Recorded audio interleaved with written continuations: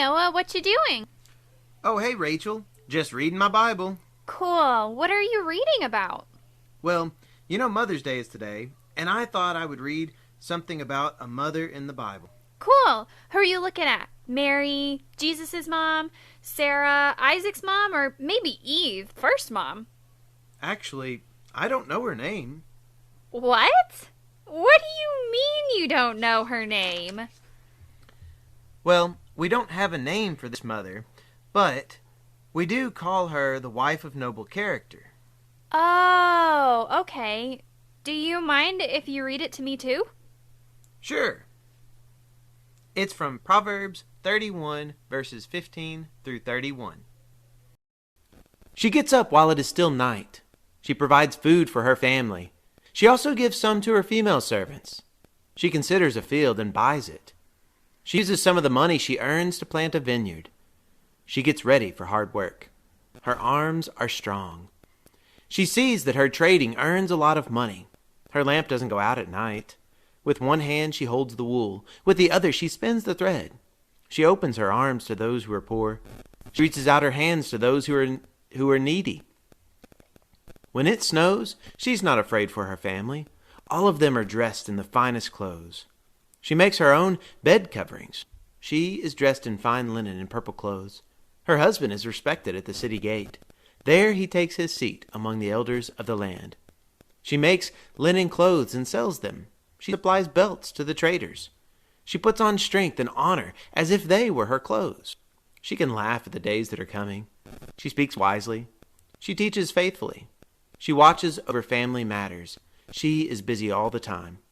Her children stand up and call her blessed. Her husband also rises up and he praises her. He says, "Many women do excellent things, but you are better than all of them." Charm can fool you, beauty fades, but a woman who has respect for the Lord should be praised. Give her honor for all that her hands have done. Let everything she has done bring praise to her at the city gate. Wow, she sure sounds like a great wife and mom. Yeah, I agree. You know, there were a lot of things that sounded like my mom. Oh yeah? Like what? Like how she worked in the middle of the night. My mom worked all night one time to finish my costume for a school play. That's cool. My mom always makes sure my family has food to eat, just like this mom does. Yeah. Oh, and I know both of our moms care for the poor and need. They both make meals for families who need them. It sounds like our moms are pretty hard workers. They are really showing us God's example by taking care of our families and others.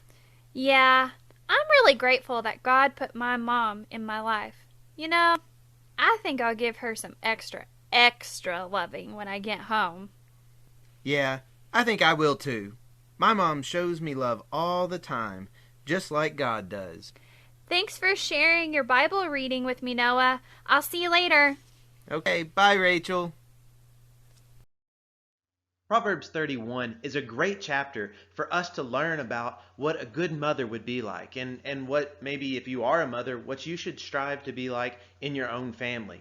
But you might be thinking, I'm so young, I'm not a mother yet, and what does that have to do with me? Or how does that have to do with me? Or maybe you're a boy and you're thinking, well, I'm never going to be a mother.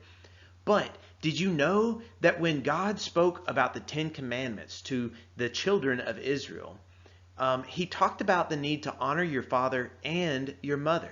See, in Deuteronomy chapter 5, verse 16, God said, "Honor your father and mother, just as the Lord your God has commanded you.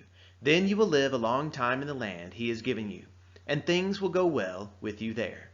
See, this passage right here is one of the things that God was telling to the nation of Israel. He told them to honor your father and your mother.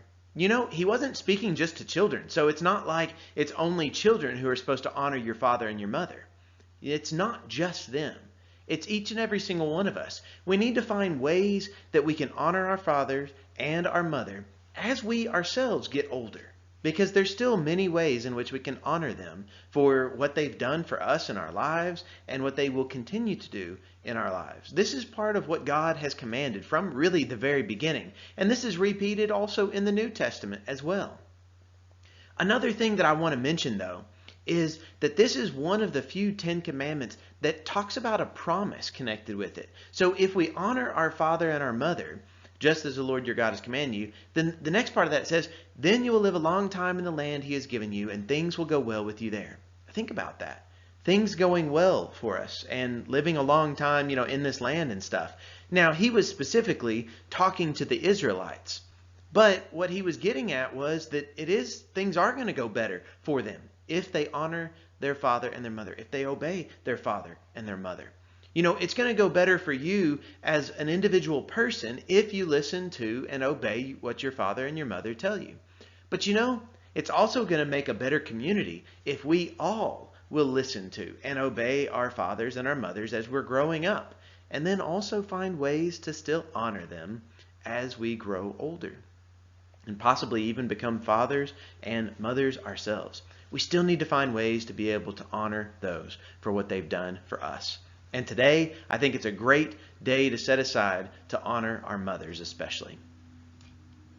Your word I must hide in my heart.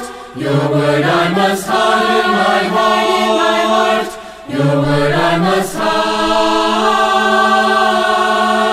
in my heart. Your word gives me joy in my heart. Your word gives me joy in my heart. Your word gives me joy in my heart. Your word gives me peace in my heart. Your word gives me peace in my heart.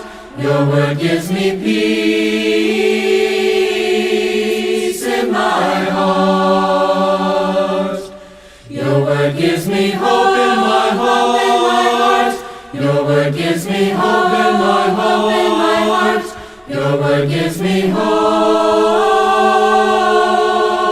in my heart. Your word I must hide in my heart. Your word I must hide in my heart. Your word I must hide in my heart.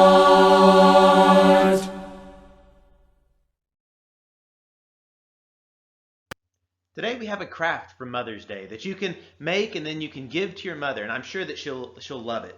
So you can see the supply list right here. You'll need a paper plate, and it doesn't necessarily matter what color it is. If you want to just use white and color it with crayons, that's great. You also need a hole punch. You'll need some yarn or string of whatever color you might like, and you'll need some tape or possibly some glue as well. And then you'll need probably 3 different colors of paper, probably a green and a brown, and then also like some other colored piece of paper. The only one that you're probably going to really have to have is the green sheet. And of course you can just use a white sheet of paper and color it in just depending on whatever you might have around. So let me show you what we're going to make. What you're going to make is you're going to take this paper plate and cut holes all around it. And then you're going to take that yarn and string it. You have to tape it to the back, and then you string it through all the holes in all the different ways, so then it just kind of crisscrosses over the whole thing. This is going to be the top part, or the petals of the flower. You need to take one of those sheets of paper. In this case, it's a yellow sheet, and you're going to cut out a circle to put in the middle of the flower. See how it starts to look like a flower? But in order for you to have the flower, you also need the stem and the flower pot. That's what the other sheets of paper are for. You'll take that brown sheet of paper and cut out something that looks like a flower pot. Then you can take the green sheet of paper and you can cut it to where it'll look like a stem. Now, I'm just going to use a staple just so that way we don't have to wait for the glue to dry. But you'll probably want to glue that, or maybe even just tape it together. Then you'll take this for the stem. It makes it look even more like a stem. You'll just cut out kind of like a teardrop or just kind of a circular thing, just depending on what type of flower you want it to look like. And of course you'll want to glue that, and I guess you could staple that if you want. So then you've got the base of the flower. Then you'll want to attach it to the top part, and then you want to glue this on. Let me make sure you can see the whole thing. So then all together, you have a flower right here. And if you want to kind of make it even a little bit more custom, what you can do before attaching it all together is maybe on this flower pot or on the stem, you might write your favorite Bible verse or maybe your mother's favorite Bible verse. Just something that comes to mind to make it just a little bit extra special. I hope that you can definitely find ways to show your mom that she is appreciated, and this is one thing that you can make for her and that you can maybe even do with her.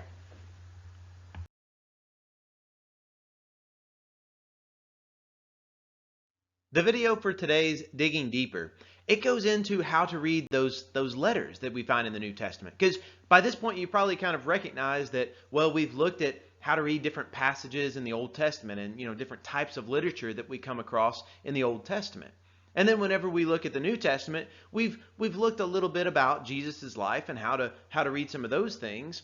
But then also, what about the rest of the New Testament? I mean, the rest of the New Testament is about all these short letters. But see, it's like picking up somebody else's mail and then reading it. So what does that have to do with us?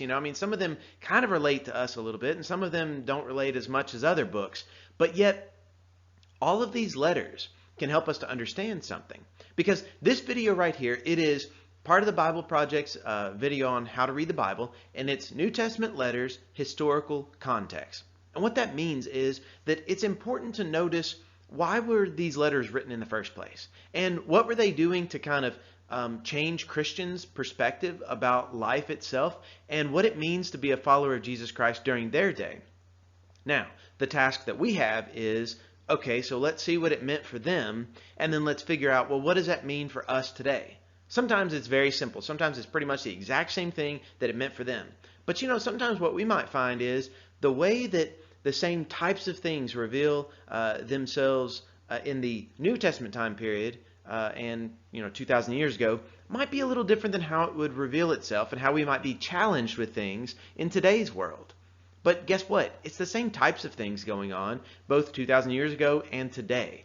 Many things in the world that they lived in was very similar to the world that we live in, at least in the broad perspective. This video will kind of help us to think about those things. And it's so important that as we read the New Testament letters, that we read them and understand from them what they meant to their original audience so that we can better understand what they mean to an audience reading them today. So hopefully you will enjoy and get a lot of information about how to read the New Testament letters and specifically about the historical context for which they were written.